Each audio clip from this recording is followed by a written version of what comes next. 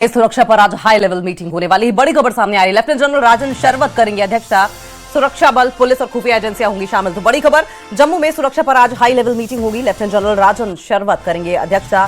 सुरक्षा बल, पुलिस और खुफिया एजेंसियां इसमें शामिल होने वाली हैं। लेफ्टिनेंट जनरल राजन शरवत अध्यक्षता करने वाले हैं। तो देखिए, हाई लेवल मीटिंग समय समय पर होते रहना बहुत जरूरी है, क्योंकि इस तरह की मीटिंग्स में स्ट्रेटजी बनाई जाती है। साथ साथ जो भी इंटेलिजेंस इनपुट मिलते हैं उसके आधार पर किस तरीके से सुरक्षा व्यवस्था को कायम रखना है, ऑफिसर्स को कैसे तैनाती की जानी है, किस तरीके से सर्च एंड कॉर्डन ऑपरेशन चलाया जाना है, किस तरीके से नेक्सस जो कि घाटी में लोगों द्वारा फैलाया जा रहा है, चाहे आतंक का हो या फिर आतंक के अलावा चाहे ड्रग्स का हो, इन्फिल्ट्रेशन का हो। और इसी के मद्देनजर लेफ्टिनेंट जनरल राजन शरवत आज अध्यक्षता करेंगे इस मीटिंग की, हाई लेवल मीटिंग की, जिसमें सुरक्षा बल होंगे, पुलिस होगी, साथ साथ खुफिया एजेंसियां भी शामिल होने वाली हैं।